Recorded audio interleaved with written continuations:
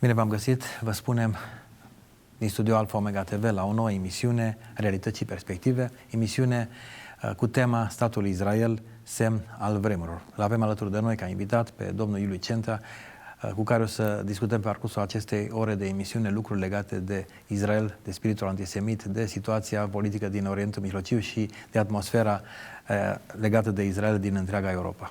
Înainte de a urmări un scurt material despre momentul acela istoric din 14 mai 1948, de ce să spunem Statul Israel un semn al vremurilor? Pentru că vorbim mult în ultima vreme aici la Alfa Omega TV, chiar această emisiune despre semnele vremurilor, înțelegerea vremurilor. Am ales acest titlu, sper să nu fie o surpriză pentru nimeni, din anumite motive. Dintre toate semnele Israel este Statul Israel, înființarea lui, restaurarea lui este un semn al vremurilor.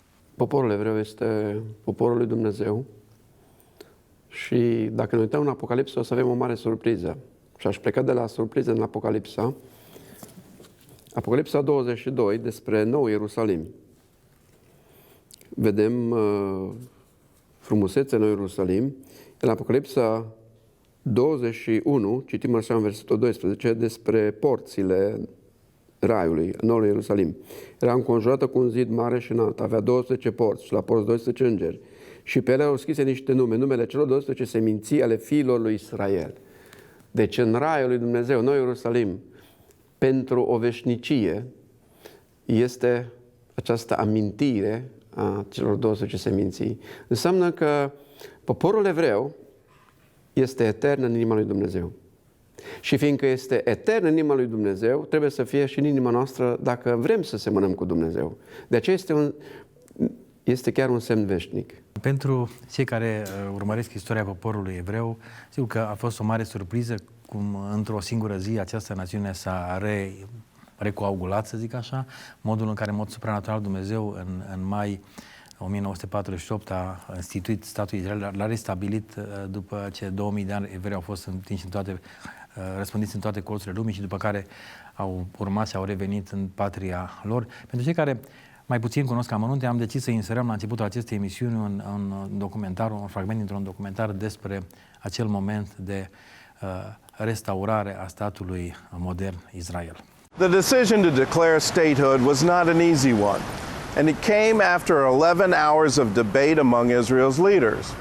They knew that independence meant instant war, but for a brief moment, in May of 1948, they put aside their battle plans and focused on announcing to the world that the nation of Israel had been reborn.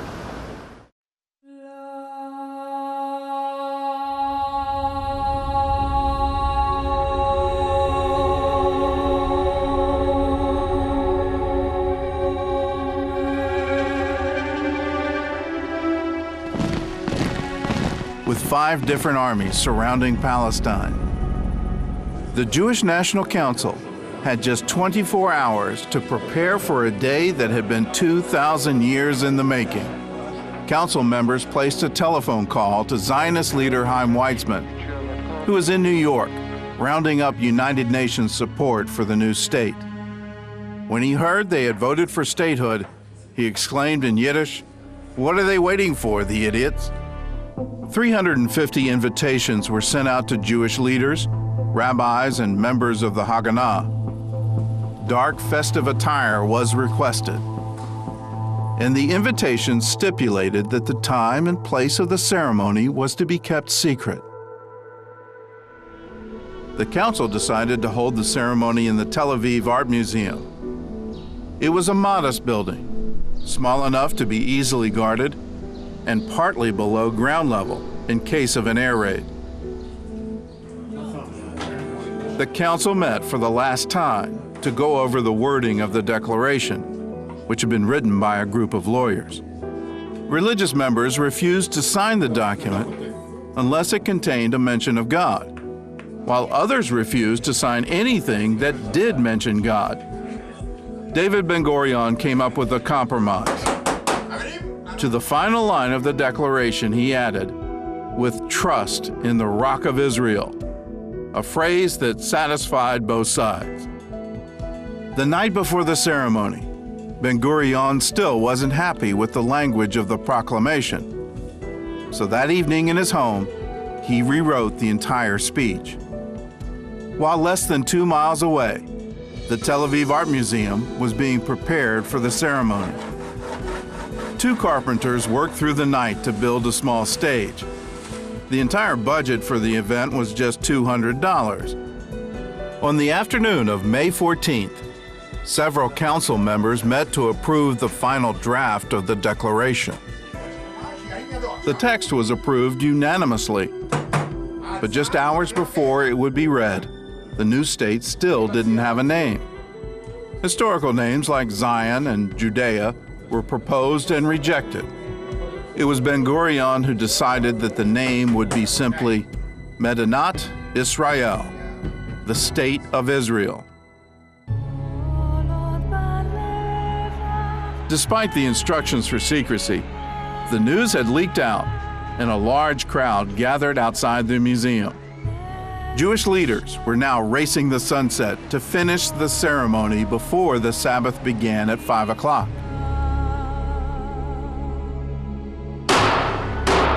At 4 p.m., David Ben-Gurion called the meeting to order. The crowd rose and sang Hatikva. Then Ben-Gurion read the declaration aloud. The land of Israel was the birthplace of the Jewish people. Here they first attained to statehood, created cultural values of national and universal significance, and gave to the world the eternal book of books. Thus we hereby declare the establishment of a Jewish state in Eretz Israel to be known as the State of Israel. We appeal to the Arab inhabitants of the State of Israel to preserve peace and participate in the upbuilding of the state on the basis of full and equal citizenship.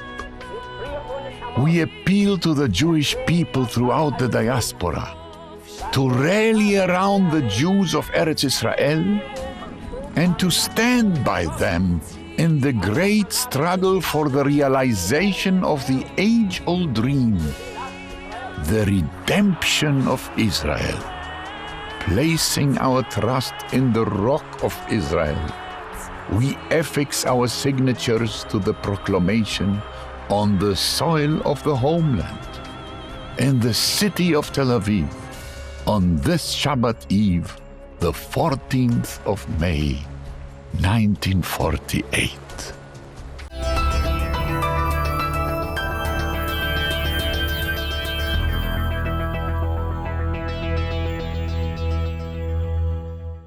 Suntem la Realități și perspective. Au fost secvențe din filmul Hope, Speranța, produs de CBN.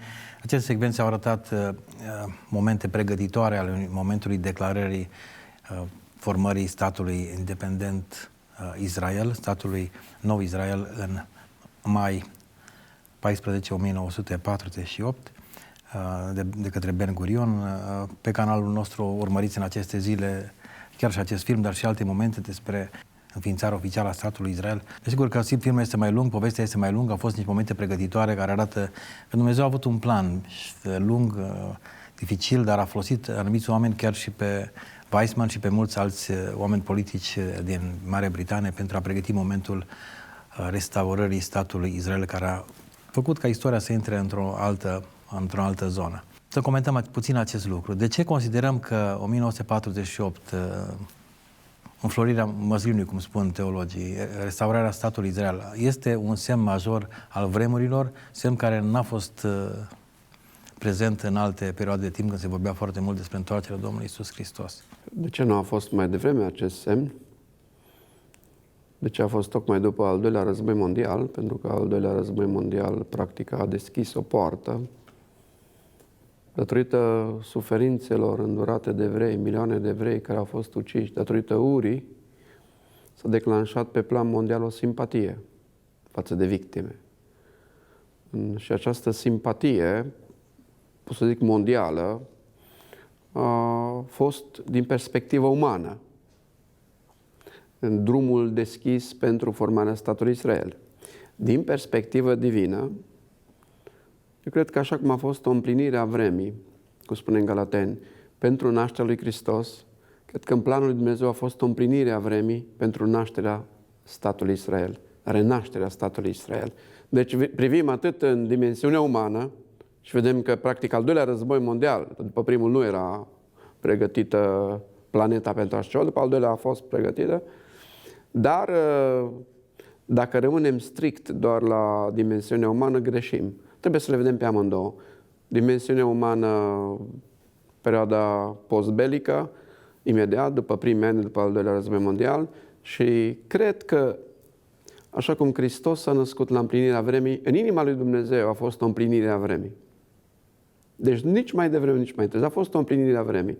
Deci aș parafraza Galateni în epistola lui Pavel către Galateni. La împlinirea vremii Dumnezeu, așa cum l-a trimis pe Mesia la împlinirea vremii, statul Israel la împlinirea vremii a renăscut. Încă de la început, chiar de a doua zi după declararea statului modern Israel, armatele de prin prejur au atacat Israelul și a fost cunoscută intervenția miraculoasă a lui Dumnezeu și statul Israel nu numai că n-a fost strivit și eliminat și aruncat în Mediterană, cum se afirmau potrivnicii din zona arabă, dar a și câștigat teritorii și și-a întărit poziția printr-o intervenție miraculoasă a lui Dumnezeu, dar de atunci încoace, în continuu, Israelul a fost sub presiune, a fost într-o zonă, într-o atmosferă geopolitică, să zic așa, într-o situație în care a fost înconjurat aproape în permanență de conflict, de adversitate.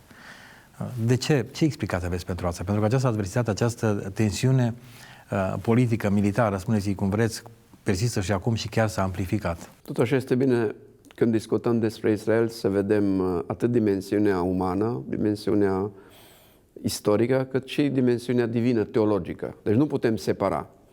Din perspectiva dimensiunii umane, este acest spirit de răzbunare a națiunilor din jur. Deci ei se simt nedreptățiți. Există chiar această idee a înfrângerii și trebuie răzbunată înfrângerea din 48 și ceea ce urma după aceea. Ură, invidie. Deci națiunile urăsc Israelul și sunt pline de invidie față de Israel. Israelul este un stat prosper, este o democrație, singura democrație din zonă și autentică democrație. Deci orice am spune, chiar state europene ar trebui să învețe ce înseamnă democrația în Israel. Nu vreau să merg mai departe. Deci nu se apropie indicele de democrație din majoritatea statelor europene cu ceea ce este în Israel. Nu se apropie. Libertatea cuvântului și celelalte. Dar din perspectivă divină, Israelul este protejat de Dumnezeu. Este sub protecție divină. Și nu se va permite nimic decât atunci când Dumnezeu va permite o mare încercare peste Israel, o încercare care în profeții este descrisă, invazia națiunilor. Dar până atunci se pot strădui, nu vor reuși. Ne-am propus să parcurgem împreună și să comentăm niște scurte secvențe, în fond, momente care fac parte dintr-o corespondență specială care în urmă cu puțin timp ne-a fost transmisă nouă aici în Alfa Omega de Chris Mitchell, șeful biroului CBN din Ierusalim, vorbind despre acest conflict care și în urmă cu mii de ani, dar și acum a înconjurat zona numită Israel. Această primă secvență are de-a face cu ISIS, Siria, cu acel conflict care mocnește acolo, care parcă a izbucnit de nicăieri și care face ca situația politică și militară și spirituală din Orientul Mijlociu să fie și mai complicată. Well, many people right now are turning their eyes upon the Syrian civil war. In fact, we were just up on Mount Hermon the other day and we talked to a major from the IDF and they were saying that they're actually literally looking at the war unfold before their very eyes. Mount Hermon is called the eyes of the country and they can see for miles. They can actually see all the way to Damascus. And they were saying as well that it's really a sad sight to see all the bloodshed and the death and destruction going on inside Syria right now. Now, several months ago, it was the Russian army that came in when Vladimir Putin decided to send his air force in that really has turned the tide of the war. While there may be a sort of an unstable ceasefire right now, because the Russians have come in, they have stabilized the Assad regime, they've really turned the tide against what they call the rebels, and they've actually begun to chip away at some of the territory that ISIS has had. It also has Hezbollah in there, fighting with the Assad regime, and Iranian soldiers.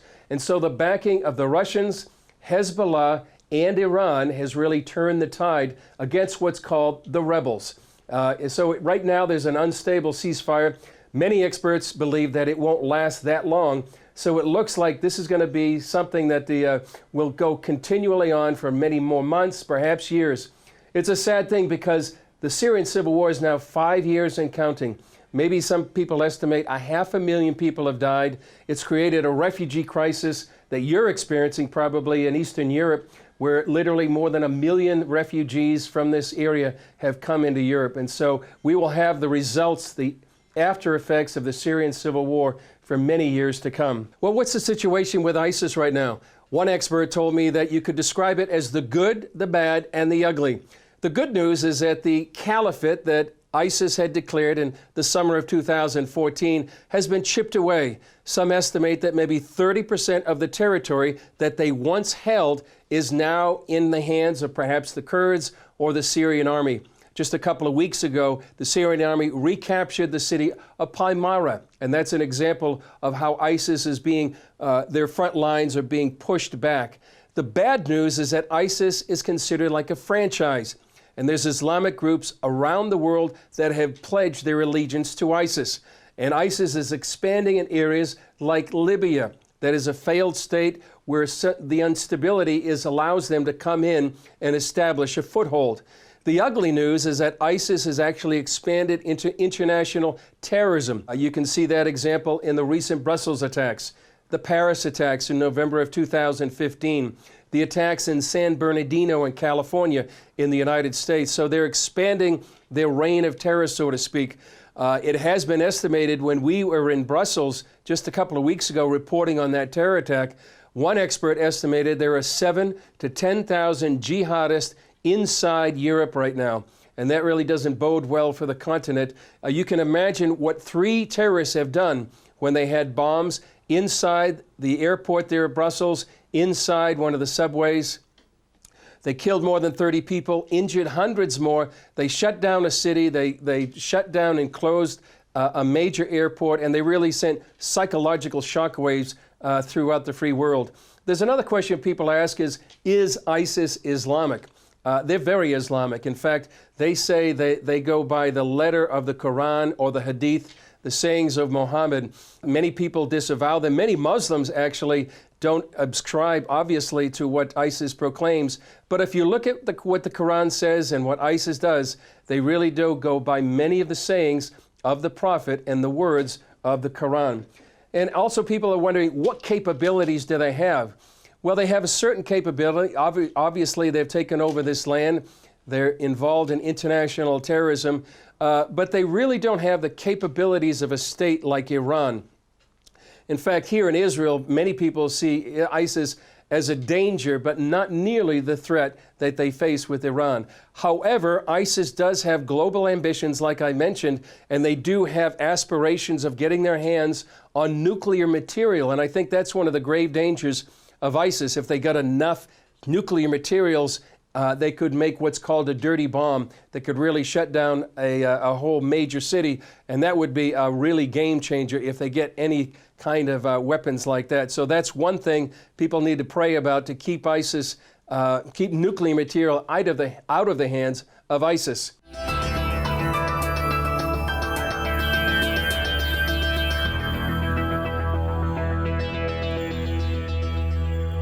Suntem la Realități și perspective. În acest material, Chris Mitchell vorbea deja de 2 elemente de tensiune, de pericol pentru Israel. Sigur, ISIS, focarul de război, de tensiune care deja ne privește și ne preocupă și pe noi aici în România, dar și Iranul. Și chiar se spunea ceva interesant, poate Iranul este mai coerentă ca și amenințare și mai clară și mai intensă decât ISIS-ul, care intră în preocuparea multora ca forță militară și politică.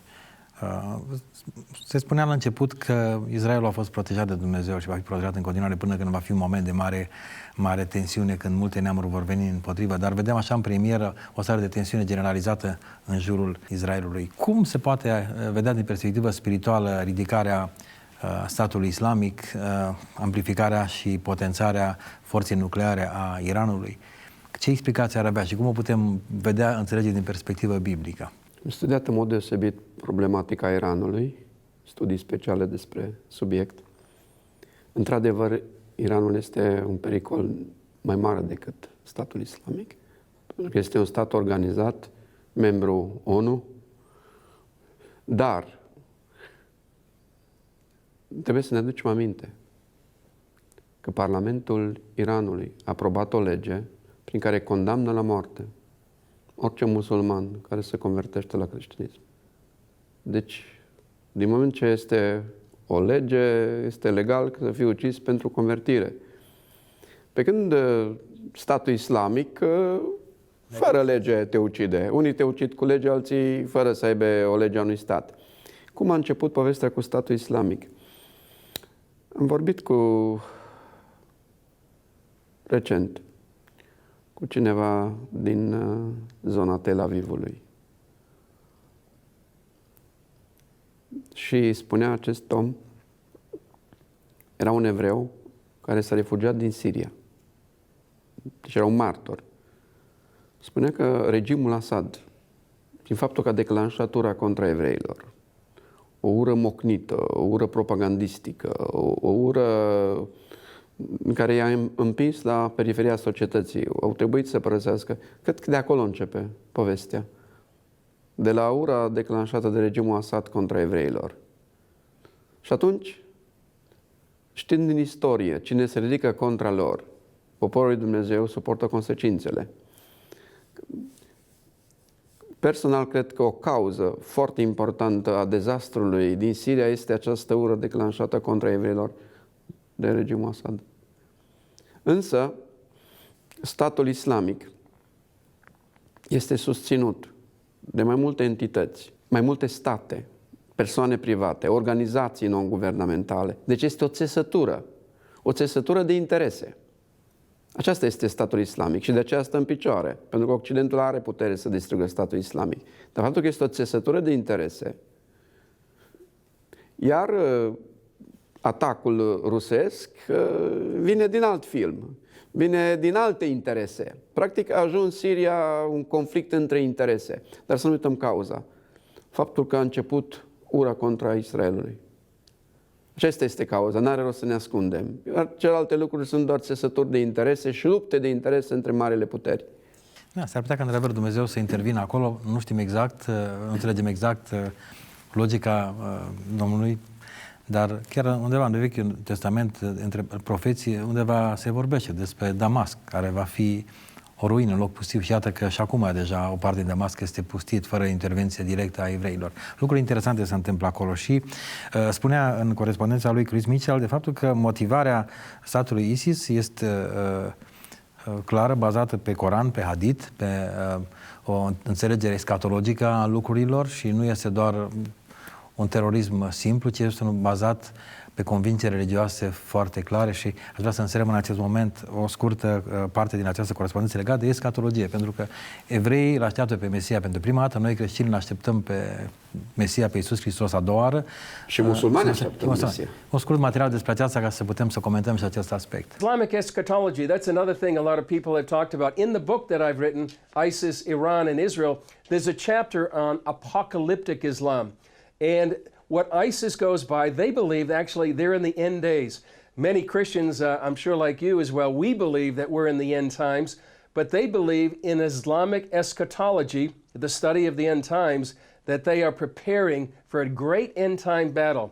In fact, ISIS believes that there will be a great end time battle in a place called Dibiq, D-I-B-I-Q. In fact, they name their monthly magazine that by that name. And the reason for that is they believe Dibiq, which is a small village inside Syria, there will be a great end time battle, that 80 Crusader nations or Roman nations or Christian nations will come and fight against ISIS, against the Muslims. 1/3 of the Muslims, according to this prophecy, will be killed. 1/3 of the Muslims will run away, and 1/3 of the Muslims will be victorious. And so ISIS has this apocalyptic view of the end times. And not only ISIS, but Iran does as well. and they believe that they are preparing for what they call the hidden Imam, the 12th Imam, which is their Islamic Messiah.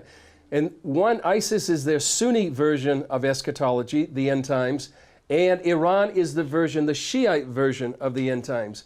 And so you have two competing eschatologies there inside the Middle East, but they both have an apocalyptic vision of the end times. And it's very dangerous when you have both ISIS and Iran that is trying to get a nuclear weapon, trying to seeing themselves as the ones that are going to be able to bring in their Islamic Messiah.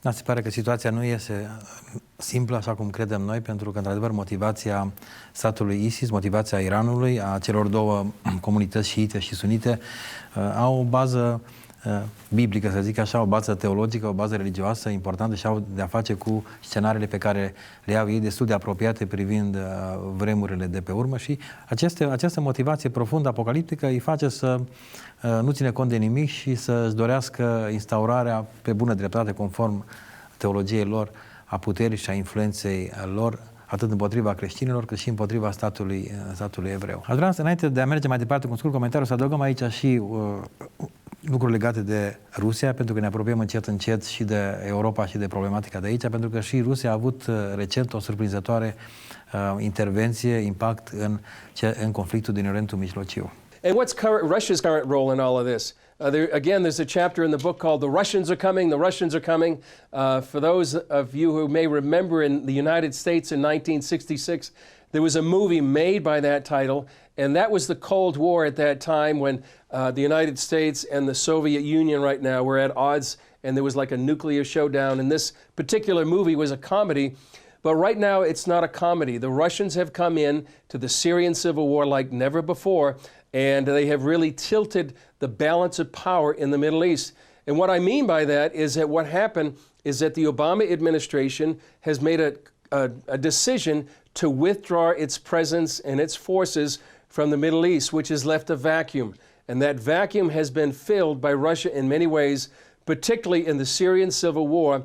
And it seems right now that Russia has the advantage in many ways and a leverage of power that is going on in the Middle East like they haven't had for decades. In fact, for decades it has been the U.S. foreign policy to keep Russia out of the Middle East in a really robust way. And right now that has changed in just the last 2 months. Another effect of the Syrian civil war is the refugees, and that has really had a huge impact and change inside Europe.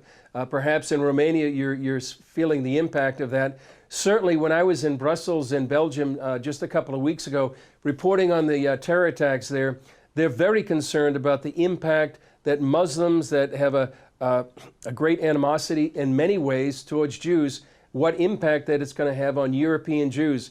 In fact, we talked to a couple of people there in Brussels who said that when the Jews get together for a social event, almost every time the conversation comes to the fact, are we going to leave Belgium? Are we going to be able to stay? Is it going to be safe? Where do we go? Do we go to Israel? Do we go to other places? And now that's already happening in France, where there was a record number of French Jews that have made aliyah or immigration here to Israel. And they expect another record number of Jews from France to come here to Israel. And that just sets the tone of what's happening inside Europe, exacerbated by the influx of more than 1 million refugees. Now, obviously, Europe is having second thoughts, and there's a great debate going on inside the continent. Are we going to have these closed borders now after we'd had these open borders? Now there's news reports coming out from Sweden and Germany of these sexual attacks that have been fostered by some of these refugees. And so it's going to be a great debate going on inside Europe. You're probably much more aware of that since you experience it, about what to do with all these refugees. It looks like there will continue to be refugees coming. Right now, it looks like there's an agreement between the European Union and Turkey that many of these refugees are going to be sent back. We'll see what happens. But when the warm weather starts, we'll see what's going to happen if the refugees are still going to come like they did last summer.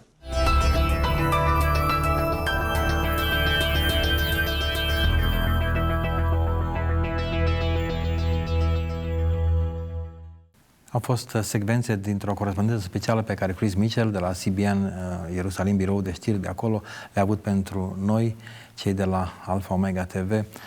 Și o să revenim în final cu încă o parte a acestei corespondențe.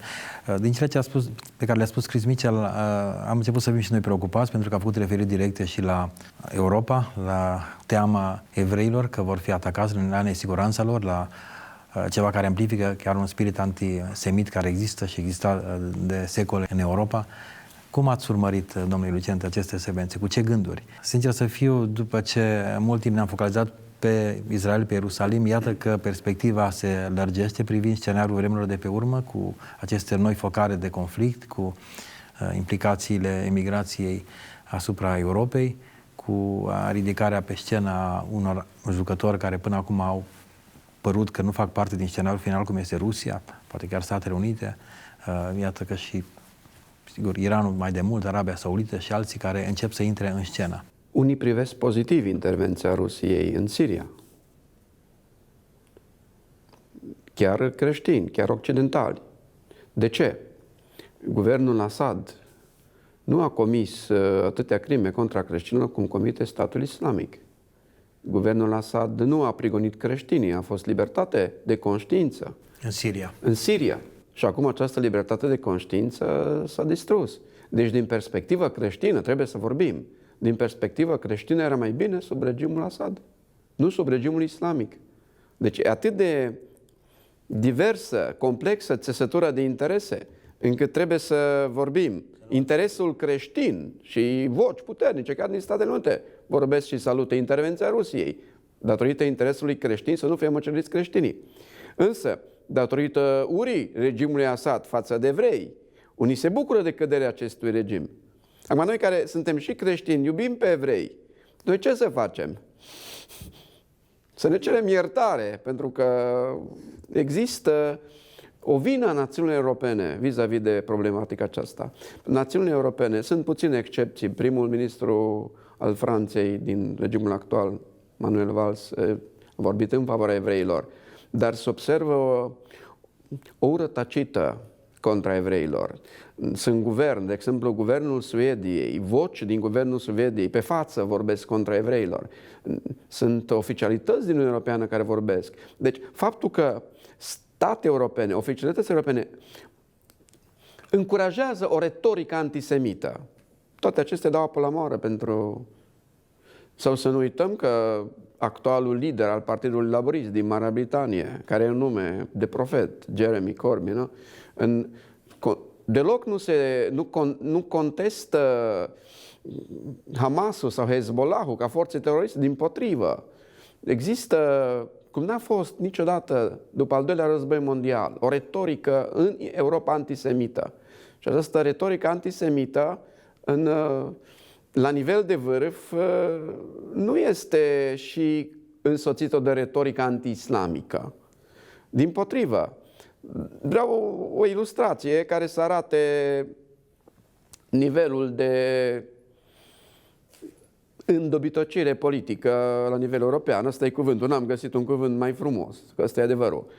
Când de Crăciun Biserica Anglicană a vrut să promoveze un videoclip la nivel național în Anglia cu Tatăl nostru, a fost blocat, a fost un circ național, să nu lezăm sentimentele musulmane. Iar acum, în luna iunie, este aprobat cu fonduri guvernamentale britanice un proiect ca pe autobuzele din Londra și nu numai, cel puțin 640 de autobuze să fie scris glorie lui Allah.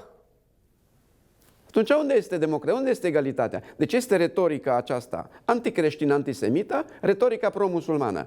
Dacă cumva eu vreau să promovez un clip cu Tatăl nostru, să nu lezăm pe musulmani, dar în schimb fonduri guvernamentale, 640 de autobuze. Deja au început să apară în Birmingham, în Londra. Concluzie. Este o ipocrizie europeană. Nu este democrație, este o favorizare a islamului. Nu vorbim nici de multiculturalism.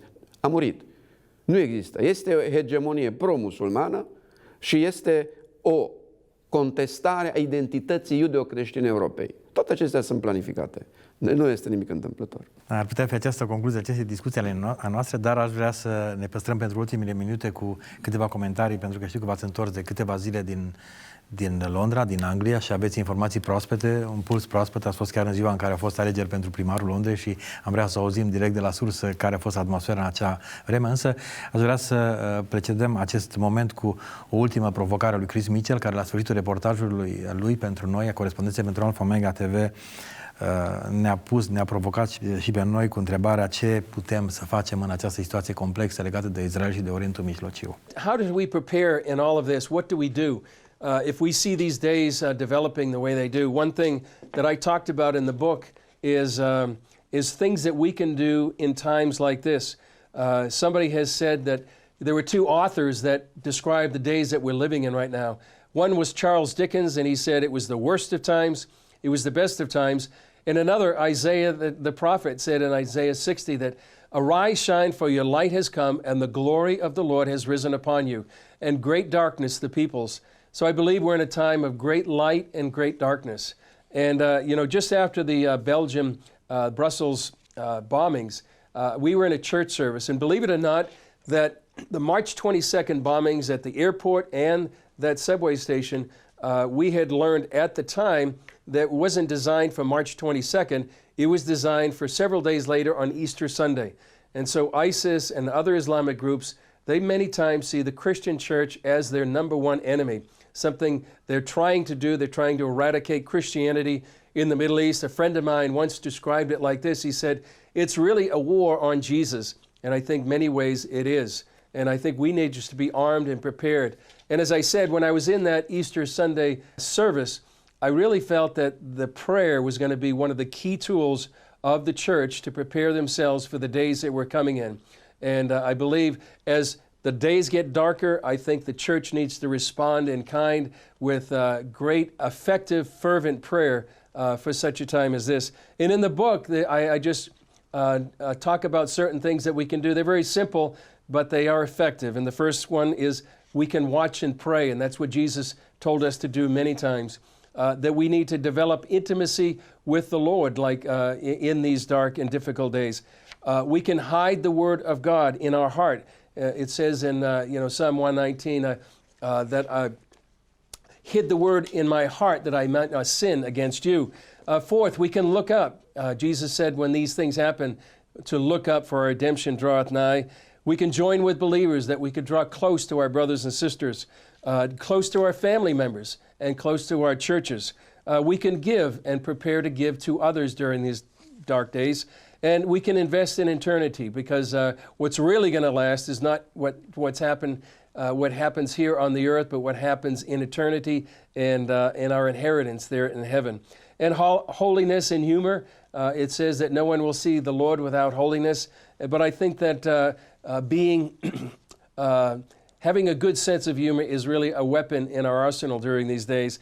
And to develop a kingdom perspective, this is a thing that we can do just to understand that this life is temporary, and we look forward to His coming and the establishment of a new kingdom on the earth.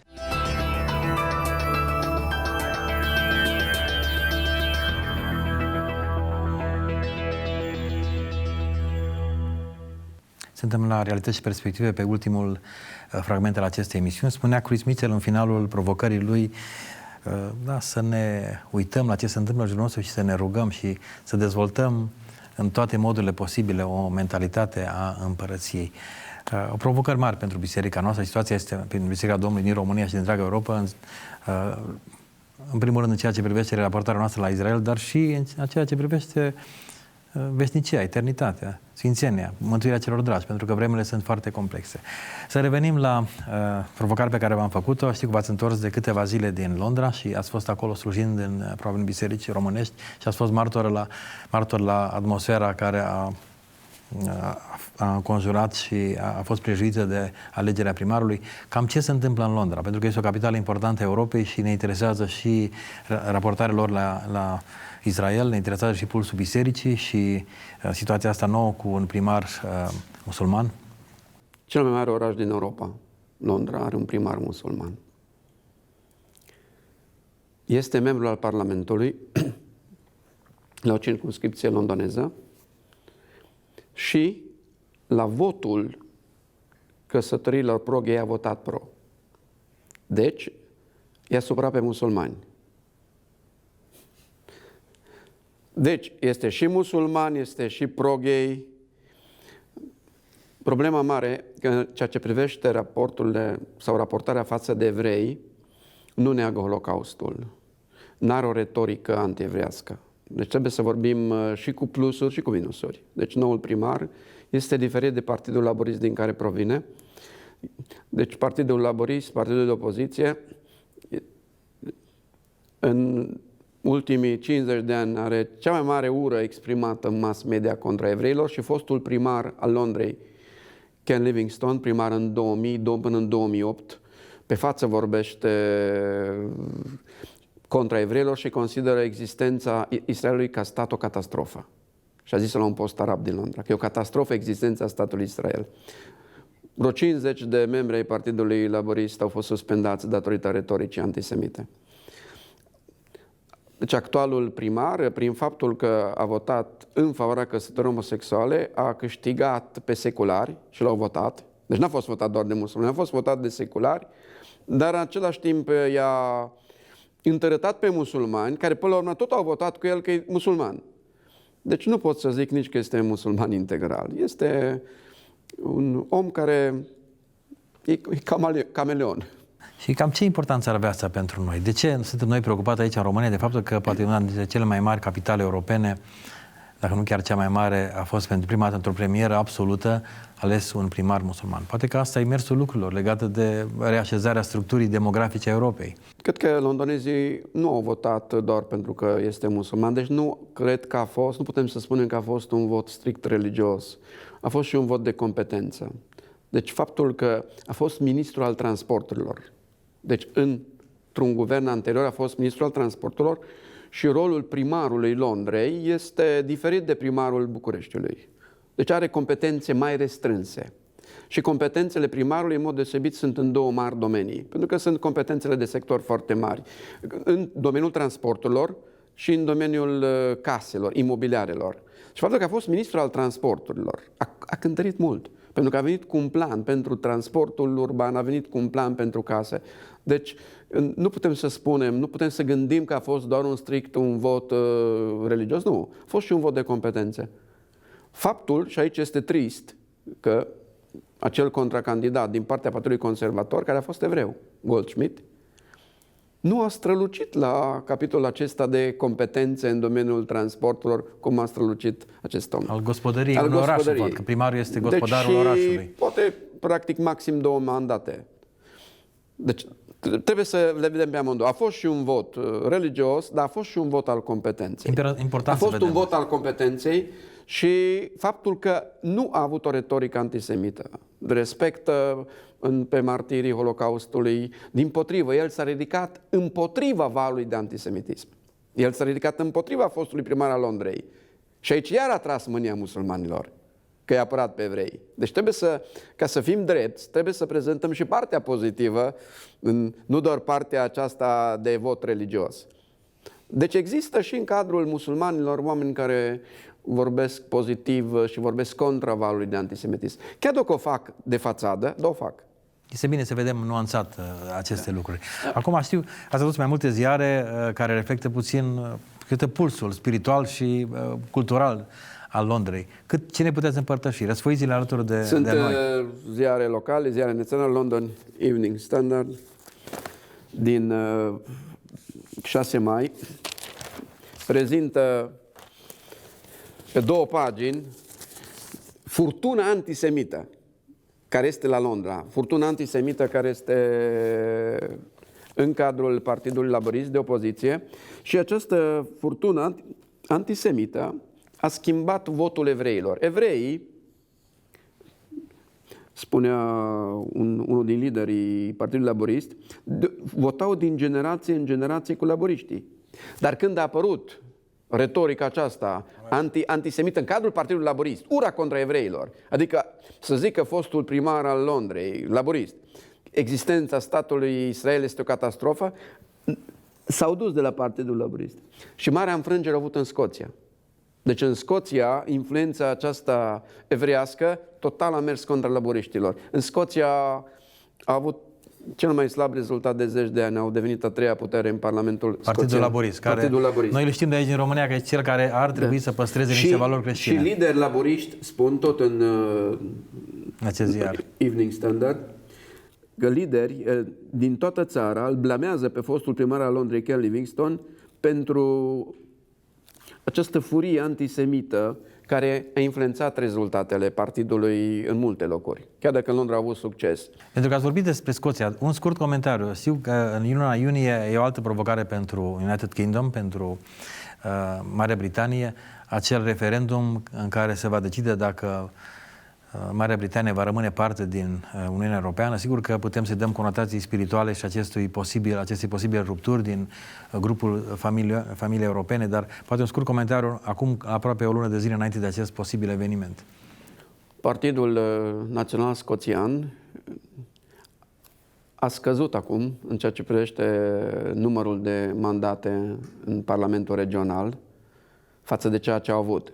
Și în schimb, cel mai mare câștig a avut Partidul Conservator, unde lider este David Cameron, care se declară creștin pe față și consideră Marea Britanie țara creștină, ceea ce e incredibil față de retorica anticreștină care este, și sublinează importanța de a-ți afirma identitatea creștină. Deci Partidul Conservator a fost cel mai mare câștigător al alegerilor, a câștigat un număr incredibil față de ceea ce au avut.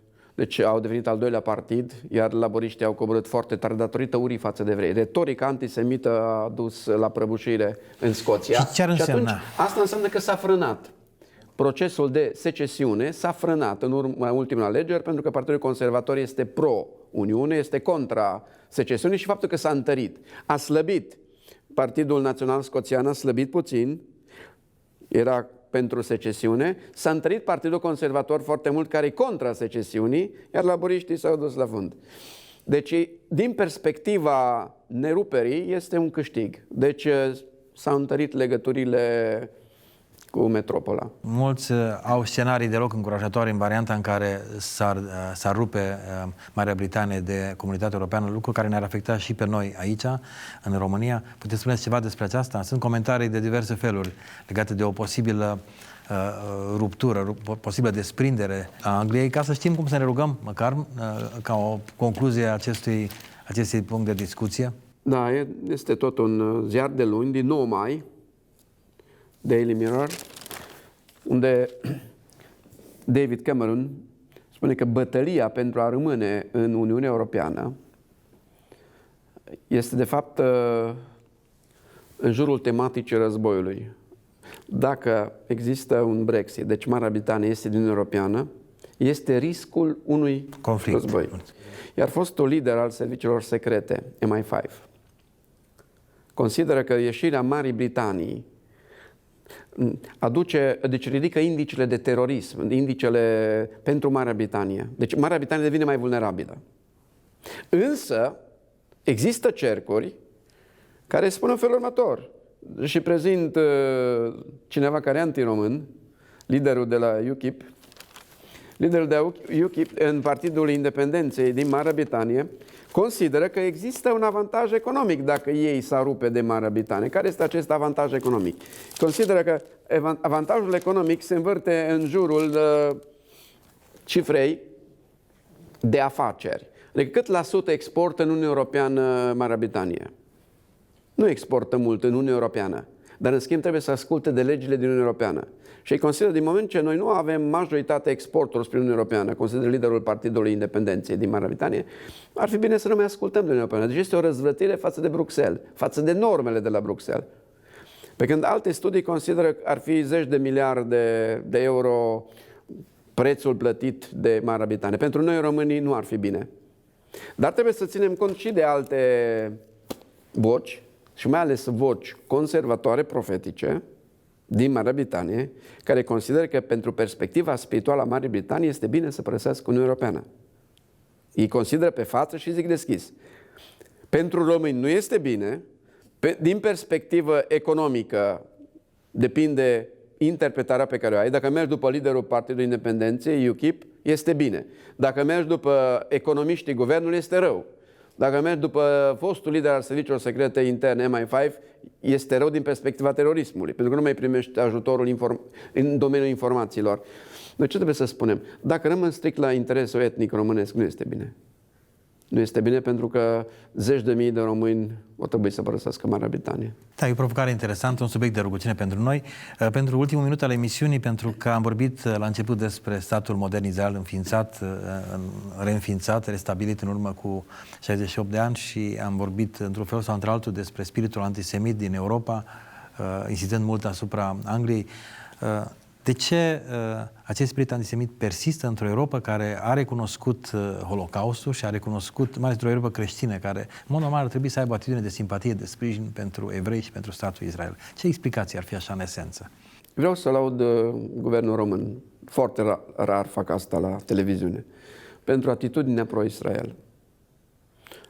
Pentru atitudinea pro-semită.